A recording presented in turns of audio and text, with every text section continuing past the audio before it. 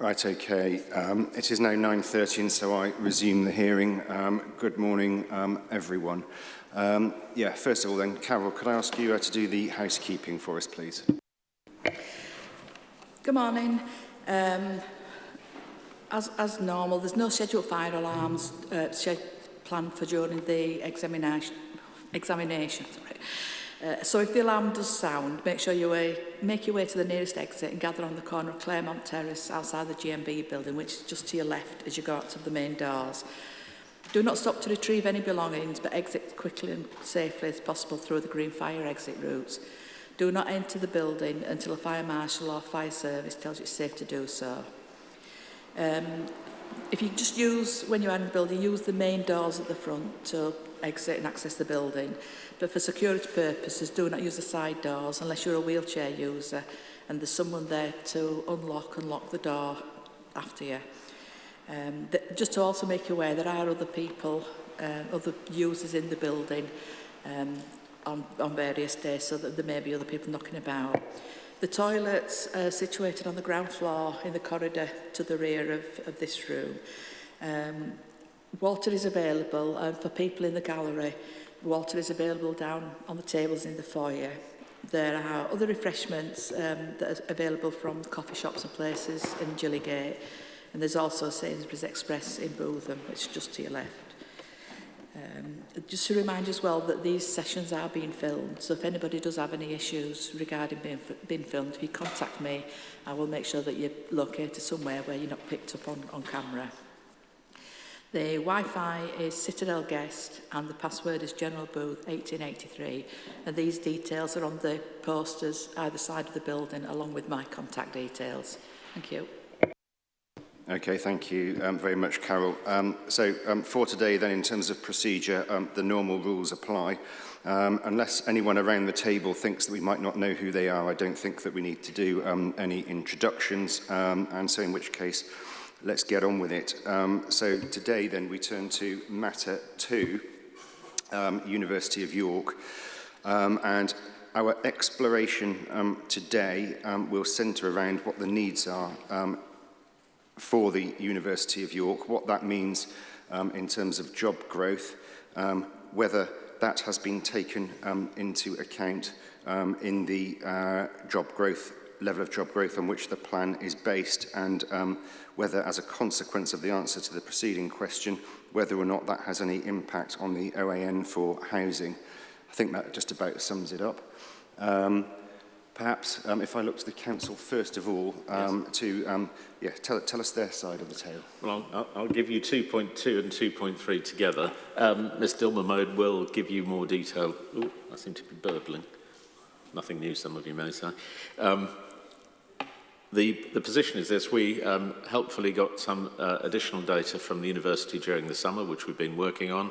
On most of the issues with the university, we're now in agreement, you'll be pleased to hear. And I heard from Mr Tucker this morning that the statement of common ground is now agreed and hopefully will be signed today. I don't know whether Mrs O'Neill can confirm that. I think the Vice-Chancellor is going to sign it. Yes, that's right, yeah. Yes, thank you.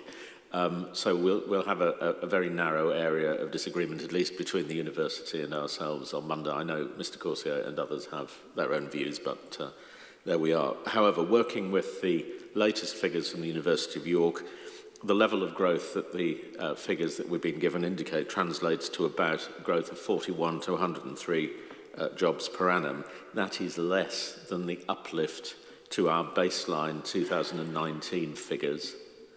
Of course, general baseline has dropped somewhat, and there is sufficient headroom in the figures taking account of York's plans for growth, so that the university figures comfortably accommodate, the latest university figures comfortably accommodate within our 650 figure. We therefore don't see, because the OAN, as you know, is driven by the employment figures, that it has an impact on the OAN or the jobs figures. That is set out, you will have in our hearing statement, and we commissioned a further commentary from Oxford Economics, which is Appendix 1 to our hearing statement, which explains this. Mr Dilmode will perhaps just expand on that a little bit, please. Thank you, Mr Elvin. The 650 annual jobs growth target, as has been outlined, can comfortably accommodate the additional university jobs growth that we've sensitivity tested and you have in Appendix 1 of the hearing statement. What that sensitivity testing does is it takes the university student growth numbers and then makes a series of assumptions about what the staff growth associated with that would be. And we've set out 3 scenarios in the hearing statement there. One assumes a like-for-like growth, which we think is probably very, very unlikely, and then that drops down to 75% and 50%, but we've presented and tested those all for completeness. What you see in Table 2 of your hearing statement is the outputs of each of those 3 scenarios and the average annual change, and you'll see that falls in each case below the 650 jobs growth annual target on which the OAN is based. Now, clearly that takes the baseline and adjusts it, as we discussed extensively in Phase 2 hearings and as detailed in our Matter 3 statements for the employment scenarios, or rather economic growth scenarios associated with our economic development strategy. We expect there to be a level of, that's an average figure, there'll be a level of fluctuation year on year, so we're comfortable that the target remains appropriate. Can I just ask, so, yeah, I think in essence what you've done is projected what student growth might look like at the university over the planned period and equated that to, now you said staff growth, and I'm wondering if that's the same thing as the level of employment growth at the university or whether there's a difference. So we have converted that into employment growth, yes, because it does take into account university direct staff growth. But as you also see in Appendix 1, there's a multiplier associated with wider employment impacts of that university growth in the economy. And again, that's detailed in Appendix 1 of the Oxford Economics report. So it captures other employment growth, not solely that related to education. Lecturers, in short. That is correct, sir.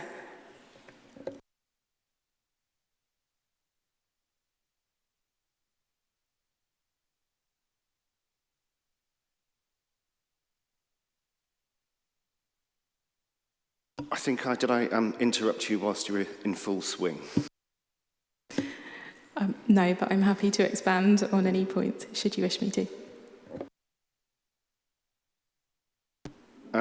Yeah, does the level of student growth considered, well, does that relate to the site as proposed in the plan? And if we were to agree with the university in relation to expansion, does that change these figures? No, sir. So the staff growth, the student growth assumed is 1.5%, which is the one of the likely growth scenarios identified by the university. I think there's a difference, and we'll discuss this no doubt on Monday, around how that growth is then translated into a space need. But it takes the student growth figures as its starting point.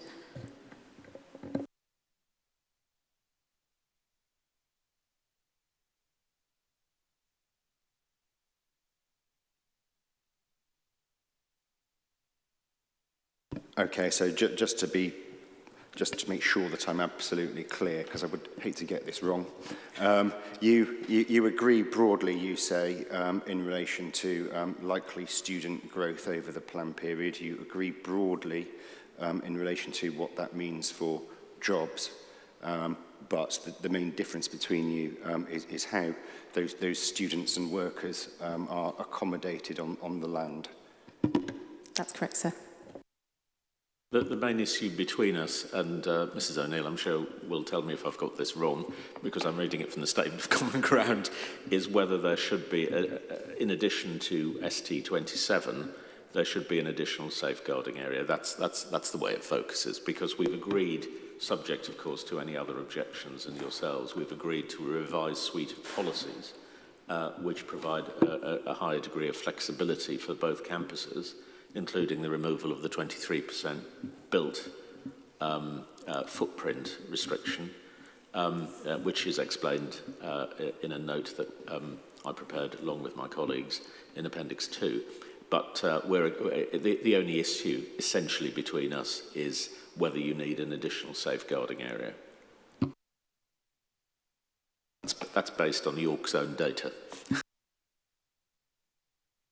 Yeah, Mrs. Yes, O'Neill. that is the position that was agreed yesterday.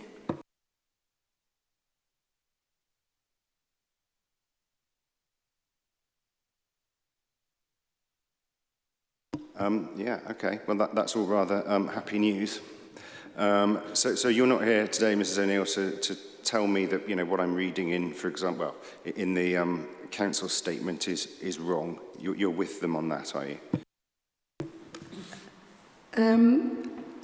Yes, but basically our discussion day is Monday, as you know, and it was very difficult to organise that when we could get the right people here. So I don't wish to stray into the areas of my colleagues who will be here on Monday and who will be speaking.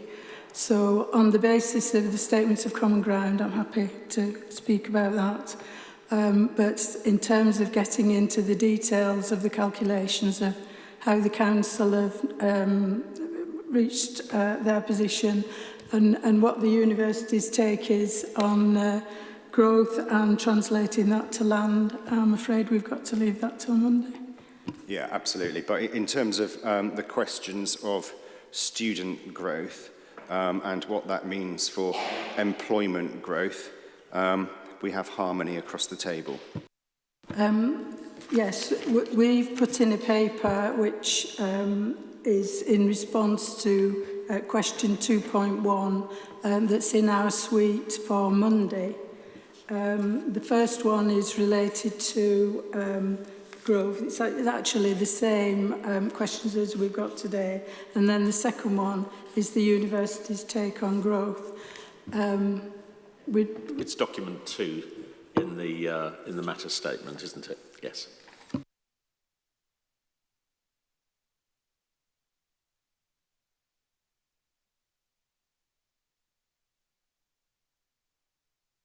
So I'm sorry, I can't really take that any further today.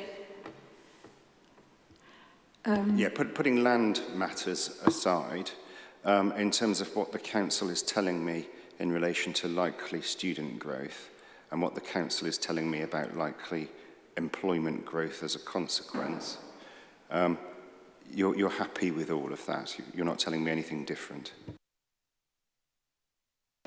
I'm not telling you anything on that, sir. You're not telling me anything at all or anything different. Do you agree with them is what I want to know. I'm not here to give a view on that today, I'm afraid. I'm here to listen and report back for Monday. But our team will be around on Monday. And well, yeah, but we're not talking about that on Monday, are we? I'm certainly not going to come back to the question of the level of student growth and jobs growth. It's about Monday. Monday is about, well, the land in essence, isn't it? that isn't how we've seen it, sir. The issue is only about the safeguarded land and how you translate it. I hadn't understood there was any issue about this. I have spent most of August in discussions with Mr. Tucker, and the only issue, as I understood it, and if the University of York is now backtracking, I want to know now, not on Monday. The issue is how we translate the need into land, not the figures, but how we translate. That was from what is in and what is not in the Statement of Common Ground. That's what I assumed was going to be the case.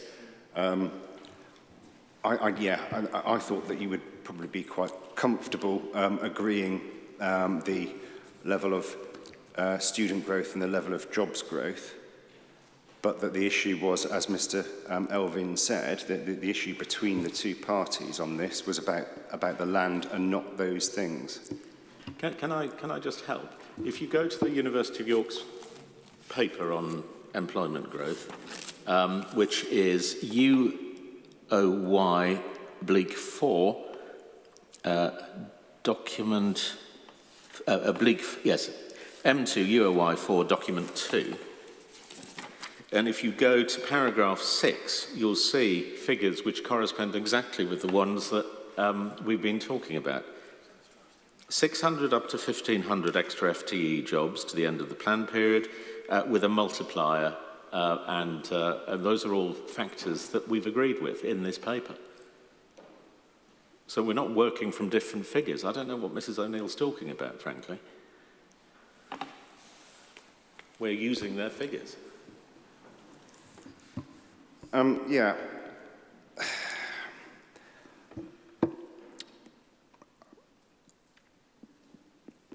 Are you not instructed to say anything today on this, Mrs. O'Neill? Yes, that's correct. Yes.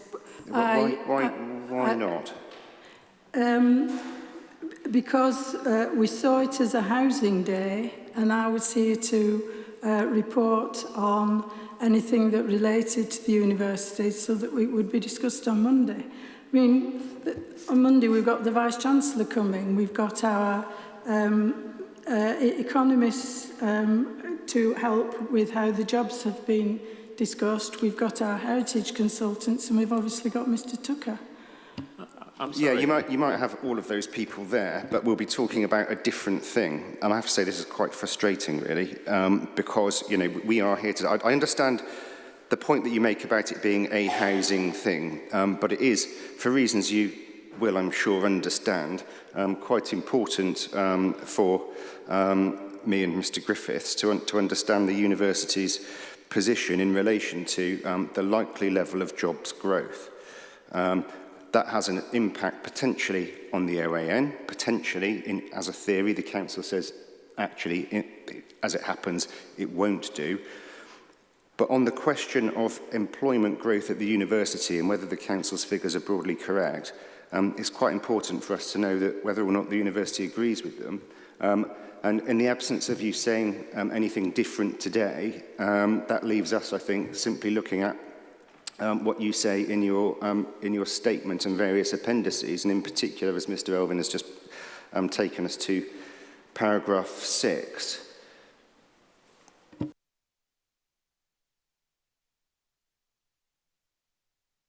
If I can help, I mean, I've read your papers, Mrs. O'Neill, and the council's papers, and in advance. And when I read them, I didn't think there was anything between you on employment growth. I thought, you know, look, what Mrs. O'Neill, don't worry about this, Mrs. O'Neill. I know we have a debate about translation for the future, but we have taken your figures in order to do this calculation to make sure that we're working with an appropriate degree of caution. So the figures that we are using are the figures in your statement. So rest assured, I'm not trying to pull a fast one. Yes, well, I'm content with that, in that we've put our papers in for Monday, the council have seen them and the inspectors have seen them, so you know what our position is. But these are MIQs which have been timetabled since July for today. The figures on jobs growth, question 2.2, and their impact on OAN 2.3 have always been timetabled for today.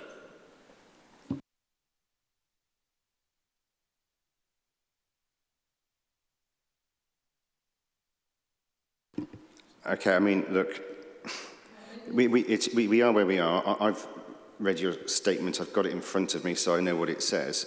That's why I didn't think it was going to be a tricksy question. But what I do want some reassurance about is that come Monday, I'm not going to have a full team from the university turning up wanting to talk about this and saying something different. Yes, well, we won't be saying anything different from what's in our statement, so...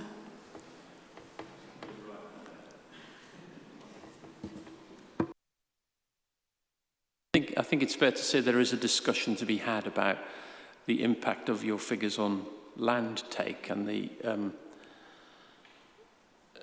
suitability or otherwise of the allocation. I know there's a discussion to be had about that, but all we're really interested in today is whether the employment growth that's projected through the expansion of the university is going to have an impact on OAN.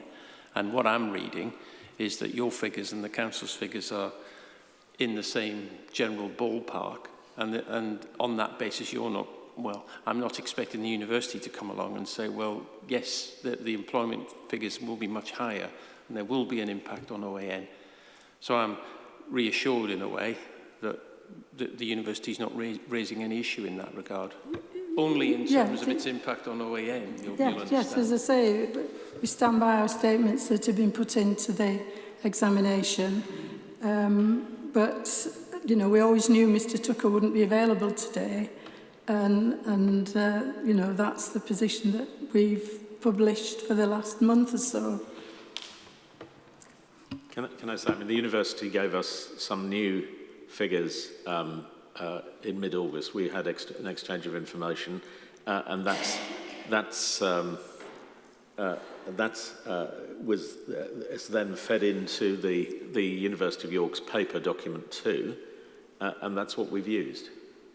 And while we may disagree about future growth and how that should be accommodated, that's for Monday.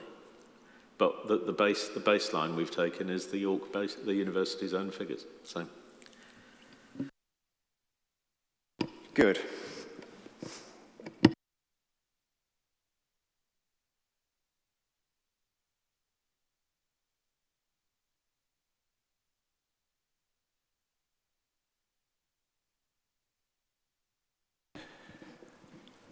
Excellent. So is, I was going to say, is anyone else here to tell me something different about the likely level of student and or employment growth at the university? Councillor Pavlovich.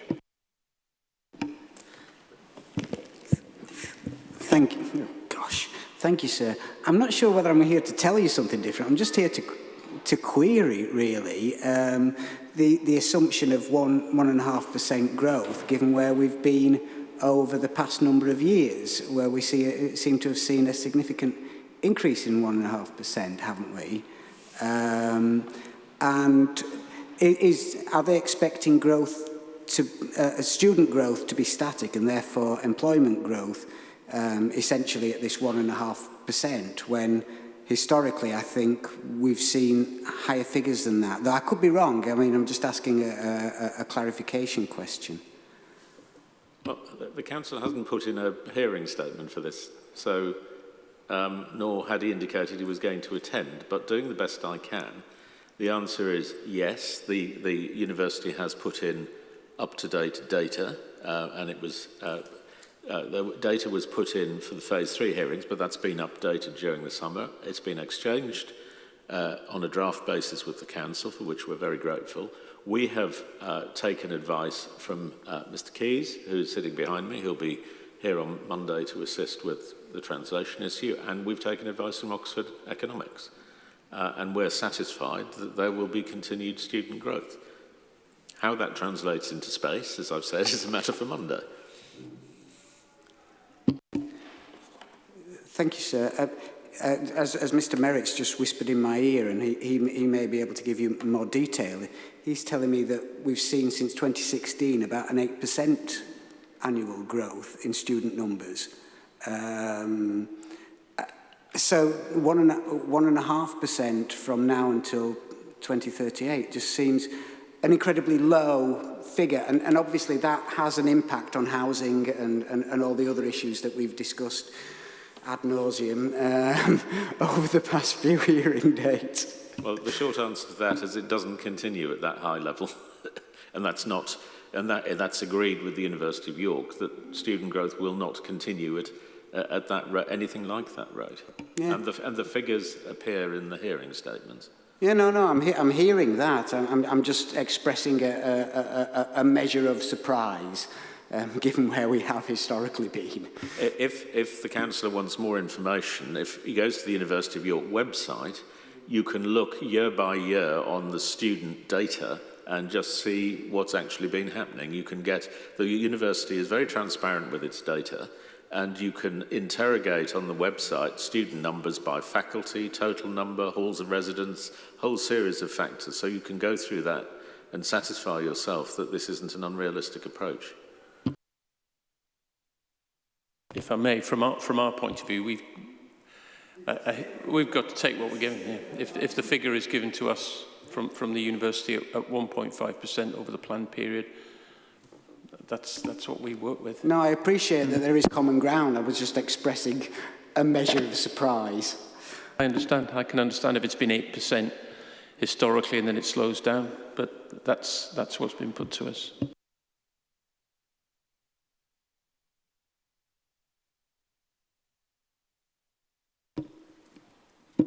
Mr. Waring. Morning, sir. Morning, everybody. I'm not here to argue against the position that the university perhaps are putting across, and certainly the council are putting across in terms of the growth at the university in terms of jobs. I just wanted to go back and rather than rehearse everything that was discussed at phase 2, matter 3 hearing sessions. At those sessions, or that particular session, there was a discussion about the efficacy of the Oxford economics jobs growth. And if you go to CYC 29, I'll just talk you through the point I wanted to make. This is going over old ground. This is solely to do with the university's figures. And if Mr. Waring hasn't got anything to say about those, I would resist going back over old ground from phase 2. Yeah, I'm excuse me. I'm hopeful that he's not going to. I suspect he's not. I'm just going to see what he says. I'm not. I can reassure you I'm not going to go back over old ground, but I just wanted to make a point that I think reinforces what was said at the hearing sessions at 2 and matters that you both have to consider when you're coming to a conclusion on the economic growth and then the implications for OAN. So if I take you to CYC 29, and I'll take you to electronic page 23 of 31. Yeah, apologies, Mr. Waring. I didn't catch it was CYC 29. And it's the Oxford Economics 2019 Outlook, if you remember. And it's page 23, electronic page 23 of 31.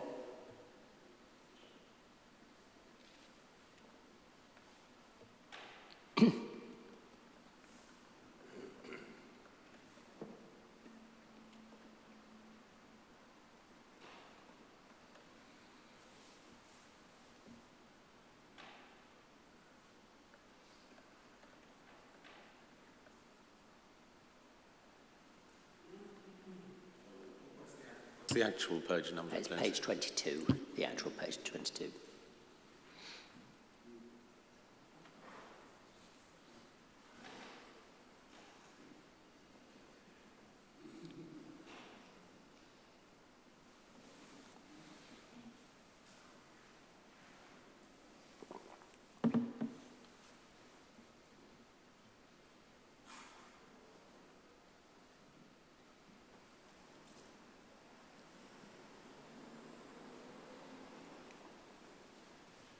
Right, okay, so I have then the 2019 York Economic Outlook, EXCYC 29, and I think you said page 22, Mr. Waring. Yes, electronic 23, actual 22, and it's figure 16. Yep, and if I take you part way, well, a good way down that table, it's the education sector. And what this table does is takes the Oxford Economics Outlook, and I'll leave aside all of the debate that went on about the efficacy of this in the general sense. But I just wanted to point out that the education sector is projected in this outlook to largely remain flat during the period 20, and notably this is 2017 to 38.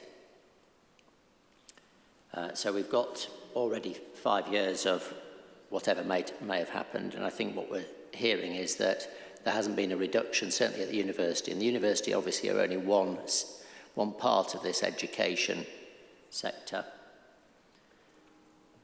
But what that is suggesting is that the growth in education is effectively flatlining. We're hearing that there's agreement between the council and I think the university that the growth is anticipated perhaps at the university to be between 600 and 1,500 full-time equivalents. That's one employer. We've also seen evidence presented to the examination from other colleges that I believe that Ms O'Neill represents, who all have growth plans. So the efficacy of that figure of education, which is suggesting flatlining, we've just heard there's growth obviously at the university. I've not seen anything that's suggesting that there's any reduction elsewhere. And therefore the question ultimately is the Oxford economics analysis properly based? Well, we are now going back to phase 2. Mr. Waring can dress it up all he likes, but he is simply making a cheap point that he's already made before. I don't understand what his role is here. I think if he's objecting to the growth figures, he has already done that. All he is doing now is saying, oh, look, they got it wrong last time, and doesn't this just underline it? So we are going back over phase 2. And I think Mr. Waring needs to think very hard about what he's saying.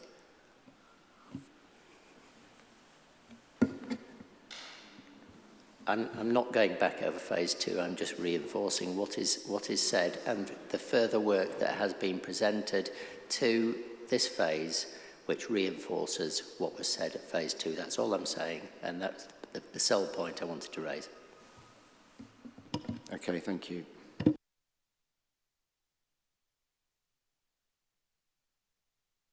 Yeah, I was going to ask, from your perspective, should I hear from Mr. Corsia first, or? Well, let's deal with that first. I'll ask Ms. Dilmer-Moden in a second, but just to bear in mind that Oxford Economics have taken their baseline figures of 2019 and looked at growth in the context of those earlier predictions, but Ms. Dilmer-Moden will explain the position. Thank you. So the 2019 report that was just referred to, what we've essentially done in Appendix 1 of our hearing statement is just some further sensitivity testing. We worked with Oxford Economics to adjust the generic UK economy model, the baseline level, to respond to our economic growth scenario. And what you have before you in our hearing statement today and appended there is just a further sensitivity test.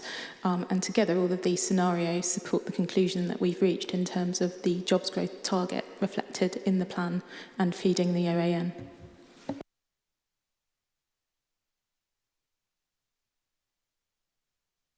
So in other words, there might be some, just want to be clear about this, there might be some changing education, but that would be compensated for by changes elsewhere. So the eventual outturn is the same, it's just that there's a bit of flux in what makes the grand total up. That's correct, sir, and you'd expect a bit of fluctuation between sectors over the life of the plan.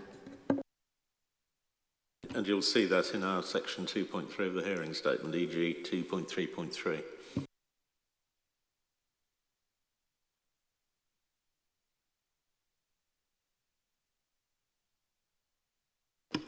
As I understand it, the level of growth that we're talking about at the university doesn't relate solely to education, does it?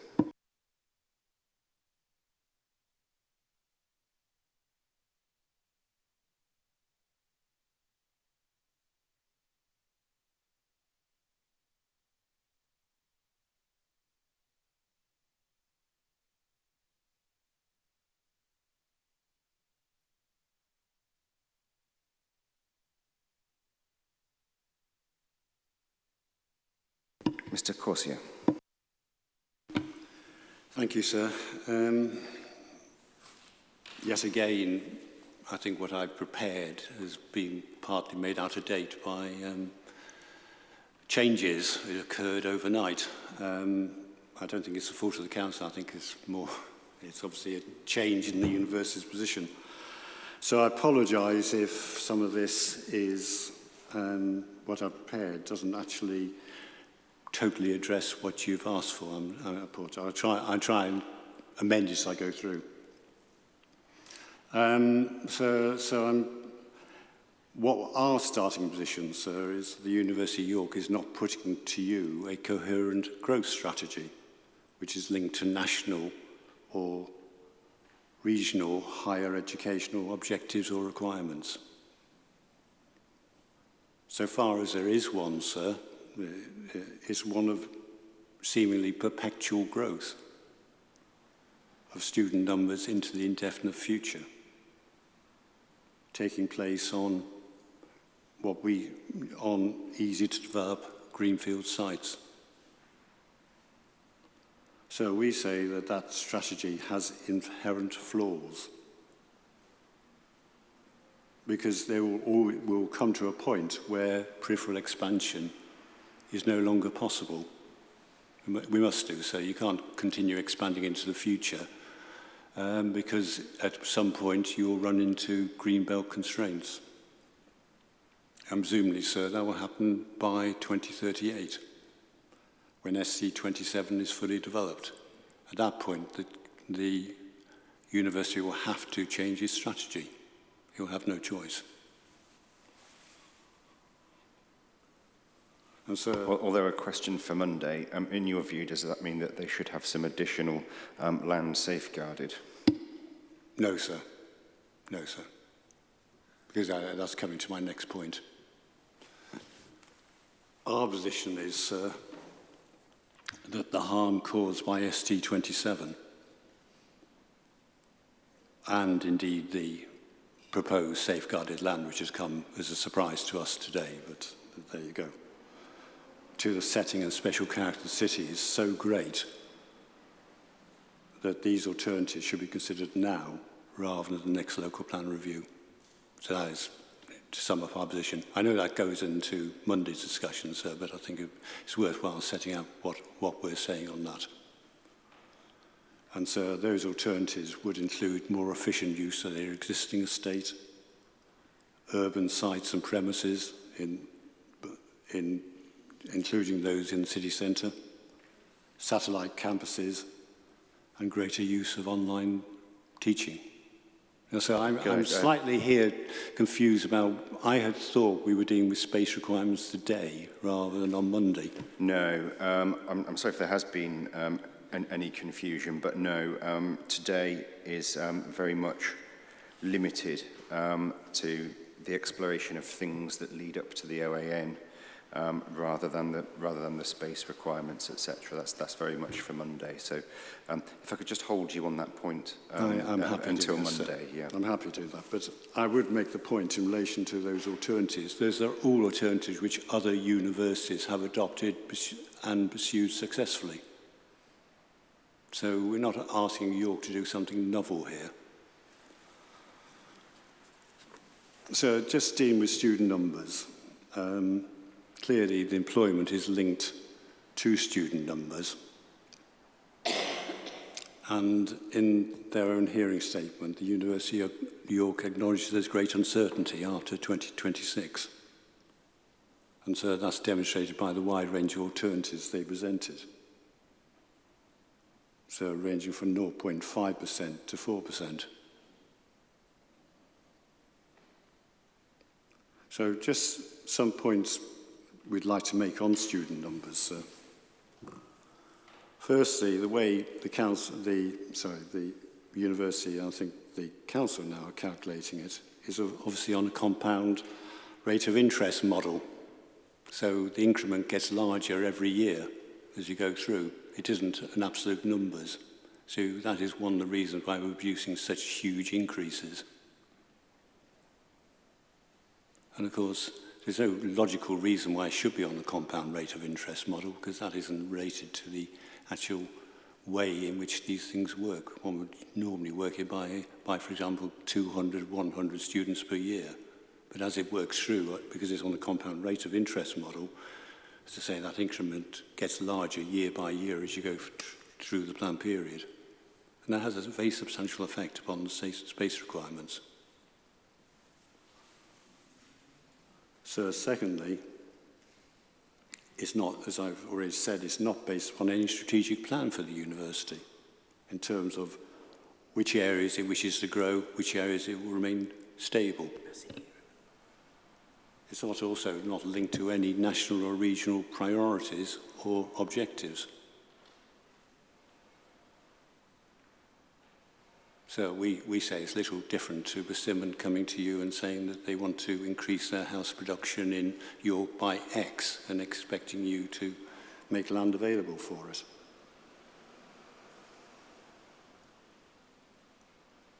So thirdly, it's based upon undue reliance on past performance and what has happened in the past decade.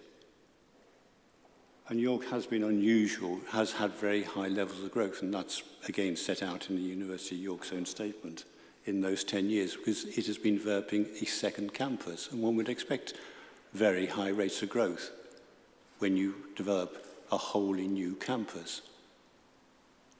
There's no reason to expect that those rates will continue into the future.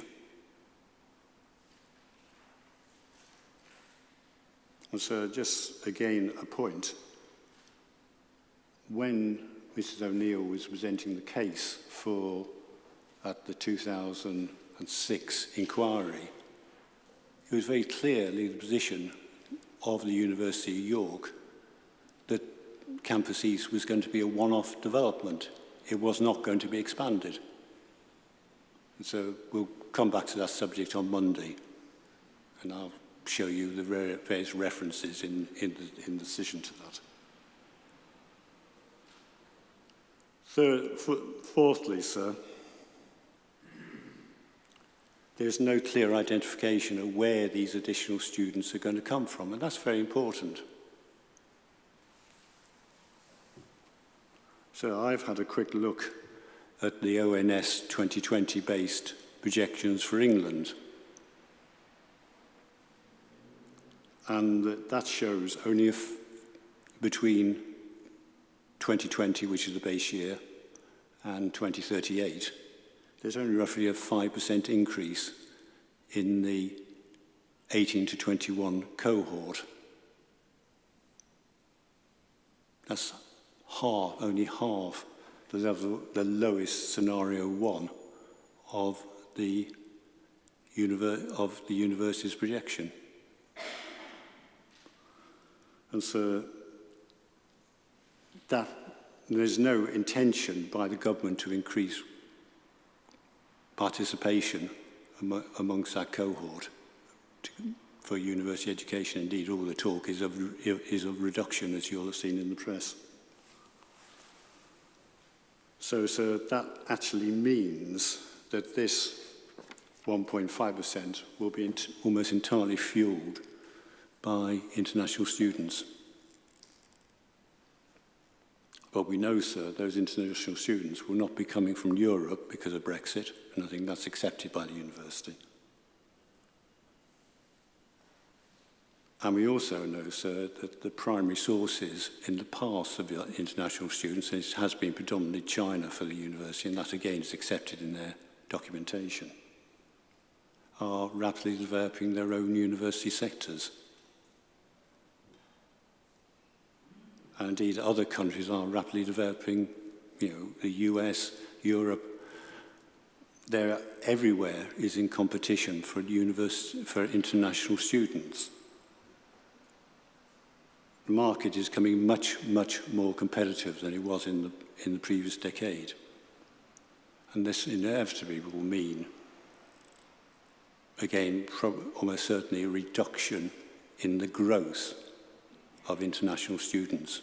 I'm not saying there's going to be a reduction in the total numbers, sir, but a reduction in the growth. I'm sure you understand the point I'm taking.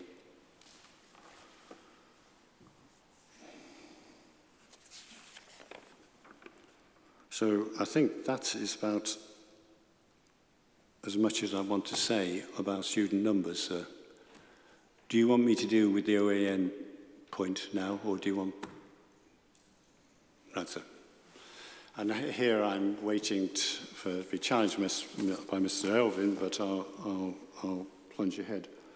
So we have the Council's hearing statements, sir, and of course the Oxford Economics report, which is based upon 650 jobs per annum.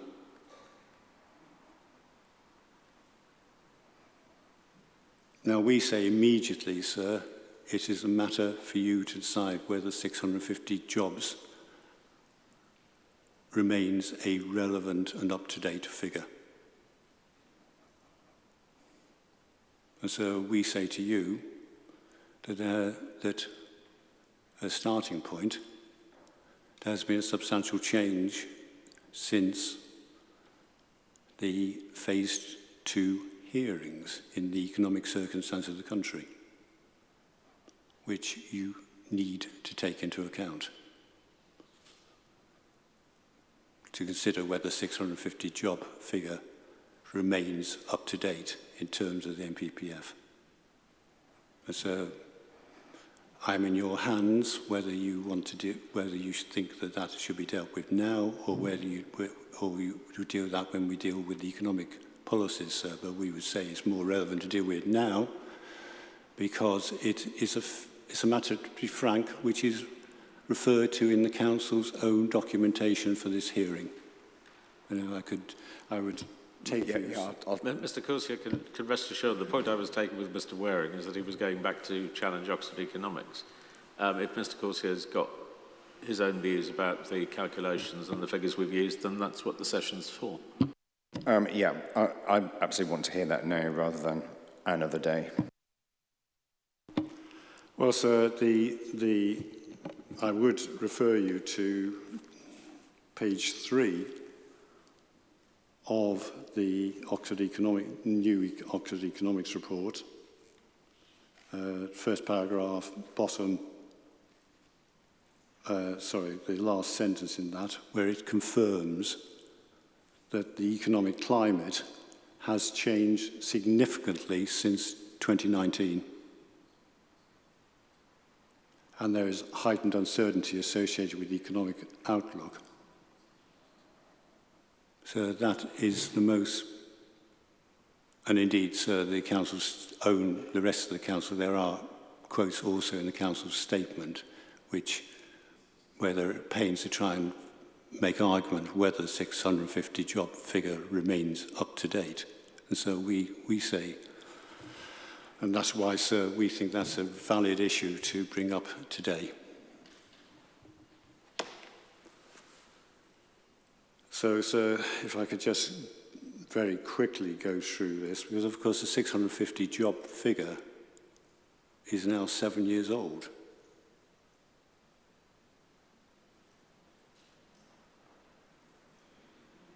It dates from the 2016 the 2016 ELR, sir. And just to make the point, because the Council seemed, again in their hearing statement for this session, sir, trying to say that in some way it has a direct relationship. It comes out of the economic strategy. It does not, sir. That figure is not contained in the 2016-2020 economic strategy. And so, very importantly, because this is a new document since the phase 2,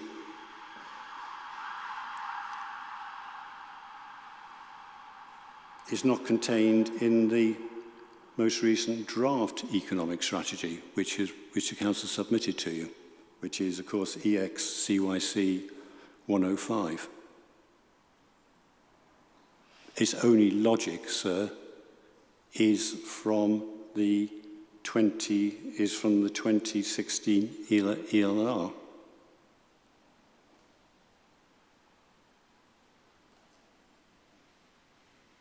And so it's also worth remembering, sir, that as well as the 2019 projection, which of course doesn't support the 650 figure because it's its actual figure for the planned period.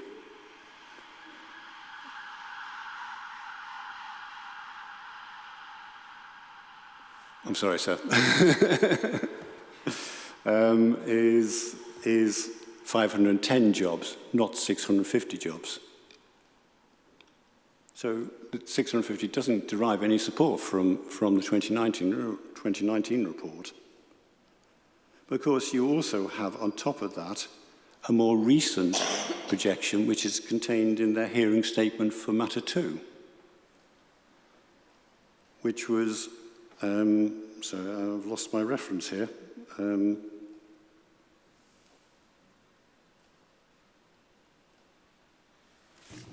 Which was which was 479, I think.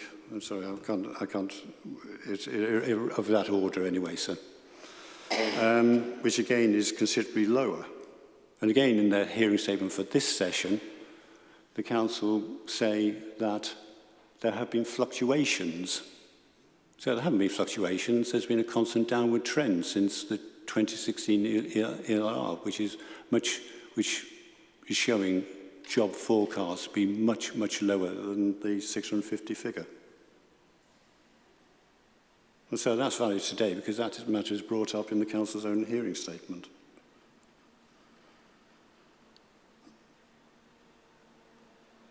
So we say, and we do question why the council has not used the lower figure in their matter, so in their phase 2 hearing statement to project university numbers rather than the much higher figure in the 2019 projection. Simply, sir, because you would expose the outdatedness of the 650 dwelling, 650 jobs per annum target.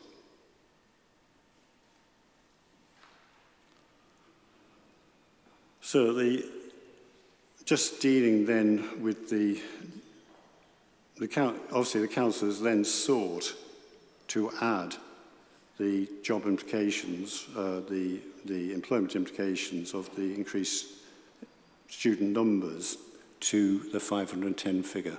Now, if the 510 figure is out of date, sir, that is not a useful exercise.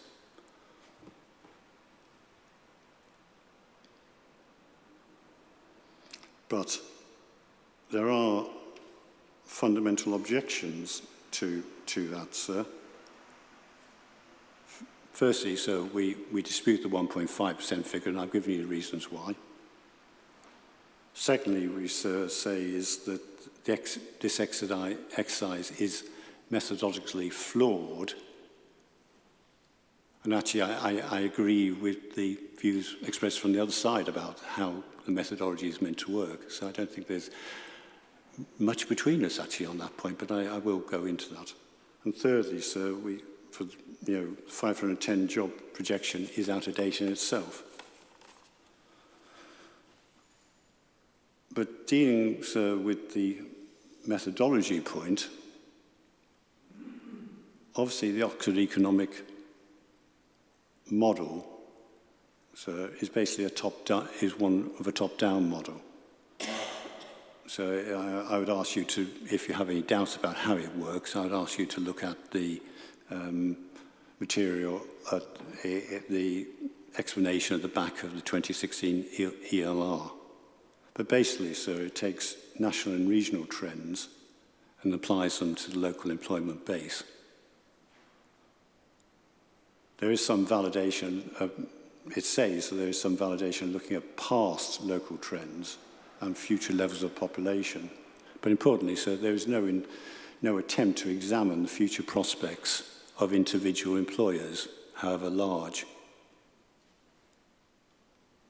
And so that's why, and here I agree with the council, the statistically robust figure is the total employment, not the individual sectors.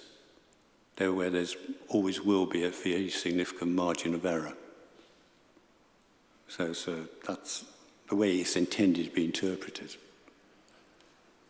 And on that basis, sir, it would be totally unreasonable to add additional jobs for one employer to the total without actually examining in the same level of detail the other employment sectors within the city. And so we don't know, because essentially the model is a black box model, we don't know how far the university was taken into account, the expansion of the university was taken into account in the education figure. We only have a total figure for education. And so it may well be that they tell us that past trends have been taken into account, so that the past trend of growth in the university should have been taken into account. But going back to the previous point, we do know, for example, in terms of other employment sectors, the Army has said it intends to leave York by 2028. Last figure I've seen for that is the MOD employed 1,550 people in York. Obviously, those were relatively well-paid jobs and include many families. That loss will have a major impact upon York, both in terms of direct and indirect employment. In terms of indirect, it will almost certainly counterbalance any increase from students.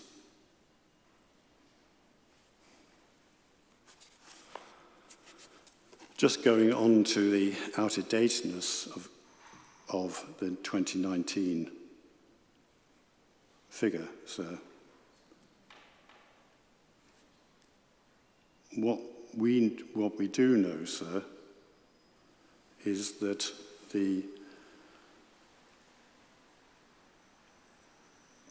we have since had it is the 479 jobs per annum figure, which is set out in the Phase 2 Matter 3 statement. But of course that had a base date of October 2021. And so it seems a very long time ago now. But that was, if you recall, the sweet spot for the economy over the past years. There was a great deal of economic confidence. We had emerged from COVID, and it was before the onset of high inflation and the Ukraine war. And that is why, sir, presumably, the Council was still claiming at the Phase 2 hearings that we were in a, if you recall the view of the Council witness, that we were in a V-shaped recovery from COVID, i.e. growth rates would rapidly resume to the past. I think we all were slightly surprised by that comment, but that was the position of the Council at the time. So we now have a general expectation. We're now in a period of severe economic crisis. I think that everybody accepts that now. And of recession. And so there have been many different forecasts around about how severe that recession will be. We would direct you to probably the one which you should rely on most, which is the Bank of England, sir. In their August 22 report, where they forecast that we will enter recession in 2022, quarter 4,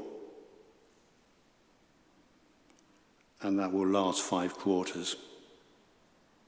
And thereafter, we will be in a period of very, very low growth until at least 2025. And so, in terms of what you have to consider, and so they are also projecting, very importantly, a significant rise in unemployment over that period. So what that means for you in terms of looking at the 650 figure is that if you take the 2 years of almost no growth in employment because of COVID and a further 3 years of probably no growth because of the recession or little or no growth. That means that 5 years of the plan period, whether that's to 2033 or 2038, will have seen almost no growth in employment. Plus all the other headwinds of which the economy is suffering because of Brexit. And so we did deal with that in phase 2, so I won't go through that. That must inevitably mean that however you look at this, applying MPPF para 158, the 650 jobs per annum is out of date. And you should not be basing the whole plan around that figure. And it's certainly not a basis on which, a proper basis to add a supplement for the University of York expansion. And so, to say the obvious, that figure drives much of the rest of the plan. So if that figure is out of date, much of the rest of the plan is out of date.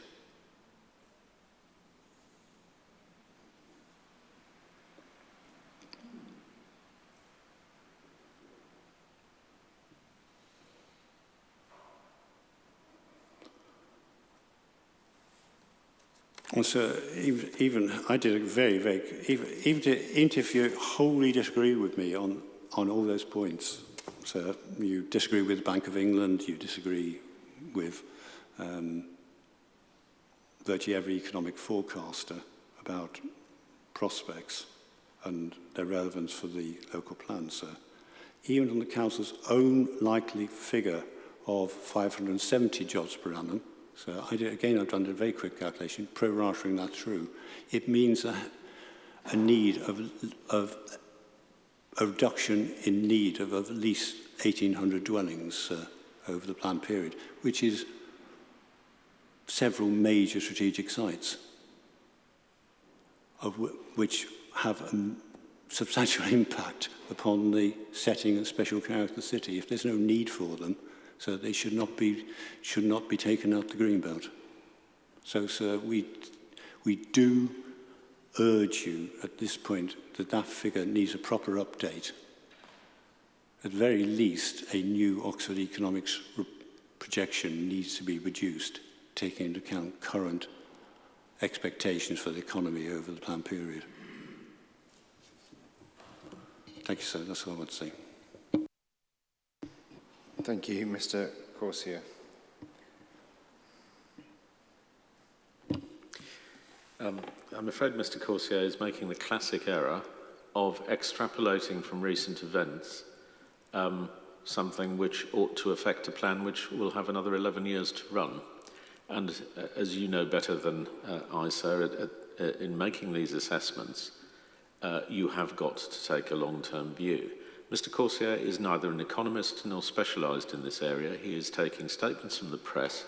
He has taken no economic advice. We have. And it won't surprise you to hear that these issues are addressed by Oxford Economics in their latest report at our Appendix 1. Section 3.2, headed Uncertainty in the Outlook. Oh, it's back again. As soon as I open my mouth, they're back. Yeah, sorry, and because of that, I didn't catch the reference. I expect to see them with a sign on the side, sponsored by Fulford Parish Council, but... sorry, I was saying, Oxford Economics have taken these factors into account, and indeed, in their latest report in our Appendix 1 to the hearing statement, 3.2, page 10, you'll see precisely that. They've considered the effect of Brexit, COVID, conflict in the Ukraine, energy market disruption, but looking at potential longer-term factors, including the new Prime Minister and whatever that may bring. But this is not a fact. These are not factors which have not been taken into account. We are looking at a longer-term picture for the local plan, and it is simply economically illiterate, I'm afraid, to start picking up a number of points over the last 2 years and using them effectively to adopt a new economic model without actually the data to support it. Oxford Economics have done the exercise, have factored in the uncertainty, and they consider there is scope for considerable improvement in the longer term. This is effectively a revisiting of phase 2, but I just wanted to make it clear to you that these are not factors that are unknown to the professionals who have advised us on these matters. Second point is Mr. Corsier is not considering properly university statistics. As I've said, the university website is very transparent with its data, and that can be interrogated, and I've just done so. The drop in EU student numbers is not great. It has been largely stable over the last 10 years. Let me just click the right button. It's fluctuated from just over 1,000 to just over 900, but it was post-Brexit, it's gone 990, 1,095, 935. It's fluctuated around the 900, 1,000 mark for the last 10 years, number of EU students. There hasn't been a vast drop post-Brexit. Overseas students, yes, they have gone up. They've doubled in the last 10 years, 2,730 in 2012, and today 5,865.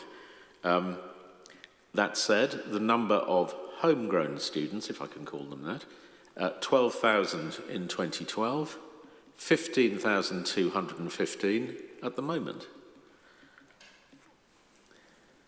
So, although it is absolutely true that EU and overseas students form a sizable proportion, it is a proportion of 30%, not 40 or 50 or 60%. And homegrown students continue to increase. This is not the simplistic picture Mr. Corsier paints, and he ignores the factors that draw foreign students to the UK, not to say the high achievement of UK universities in world rankings over the years, including the last 2 years. There are other draws, and others can speak to this, and I'm sure the Vice-Chancellor can speak to this next Monday. There are huge draws to overseas students still coming for education in the UK. And the statistics on the University of York's website do not bear out, I'm afraid, Mr. Corsier's prognostications.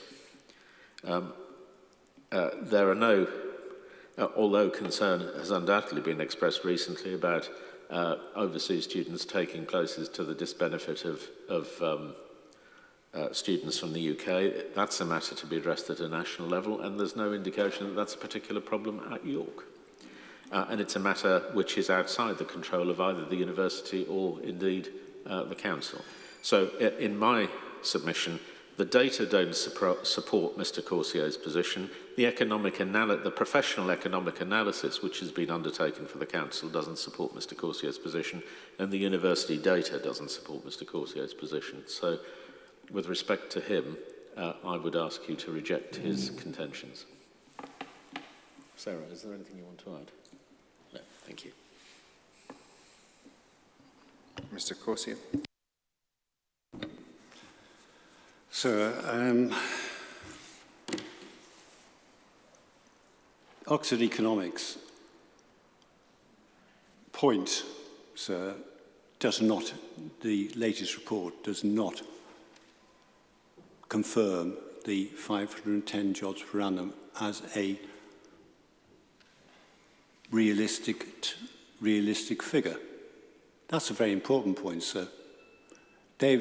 Oxford Economics has simply carried out the mechanistic exercise which they were asked to do by the council, which was to add the likely job implications to that figure. And indeed, sir, I've already given you the reference on page 3 about that, sir, and it is true there is an appendix which sets out change and uncertainty, sir, but it also makes clear, sir, that these impacts, sorry, I should have hit,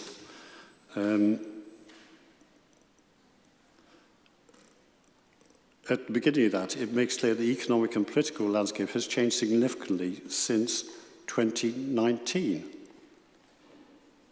So, and then they add why it has changed. It doesn't say, it then doesn't have a further statement, which then says, well, to bear in mind these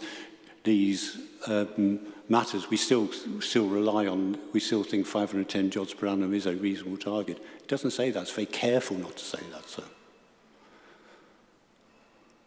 And I think it is setting out why. You know, a reasonable reading of that, sir, is setting out why there's uncertainty and why the landscape has changed. So I don't think that, you know, on that point, Mr. Elvin has a good point. And so it is the Oxford Economics' own projection of most recent projection of 479, sir. That's then we have the 650 projection. You have the 510 projection in December 2019, and you have the 479 projection in March of this year, which is based in October, which has an October base date. So clearly, sir, that the 679, the 650 figure is out of date, even on the basis of those two projections, let alone the changes. And I'm not Mr. Elvin again is setting up a straw man. I'm not saying to you, just look at what's happening now, sir. I have made clear to you that over the 16 years of the plan period, there will be 5 years of almost very low growth or nil growth in employment. That's not taking a short-term view. That's almost a third of the plan period. Whereas the ELR was expecting growth to continue at a fairly high rate over the whole of the plan period. And so again, take you back, you should look at the ELR, the 2016 ELR to confirm that.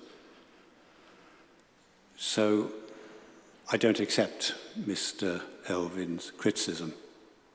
Secondly, sir, again, Mr. Elvin is doing the same thing he has done repeatedly through this examination. He's misrepresenting other people's views, setting up a straw man, which he then seeks to knock down. So I am not arguing in any way that there is going to be a decrease in the international students. I was very careful not to say that, sir. What I was saying, which is, again, accepted in most of the documentation, as other universities, particularly those which are where it have been the primary source for international students, develop their own universities, the university market for international students is becoming increasingly competitive. Again, sir, that's accepted in universities' own documentation. And that will be and again, I think in their submission representations, they say that the growth in the future will be fueled or will be powered almost entirely by international students. I think that's in their submission documentation. And that market is becoming increasingly competitive, and past performance isn't a good indication. It's not necessarily a good indication of what will happen in the future. So, the straw man which Mr. Elvin has put up, that I'm saying that there will be reductions, isn't true. So I'm saying, in effect, that number of domestic students will remain relatively stable, unless indeed the purpose of York is just to take students which have gone to other UK universities, which isn't I don't think it's a matter which you should place much weight on, or else international students will, York will, the whole of their growth strategy is based upon them becoming more attractive to international students. So we think that's unlikely to happen. Thank you. If I might just have a final couple of words.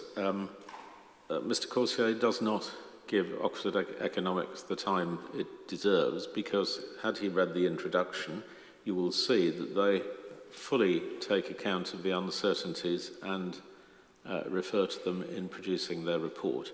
Secondly, Mr. Corsier, on the one hand, wishes to accept what the university tells him about student populations and student draws, but then doesn't want to agree the university's data, which is based on those assumptions. There are many, many universities in the Far East, for example, which are well established. And again, as I say, it may be something that you will want to hear from the Vice-Chancellor in due course as to how they see their relationship with overseas students continuing over the next few years. But for the City Council's part, we've looked at the data, and whilst we've approached aspects of it with a degree of I wouldn't say scepticism, but rigour in terms of whether we accept it or not, we accept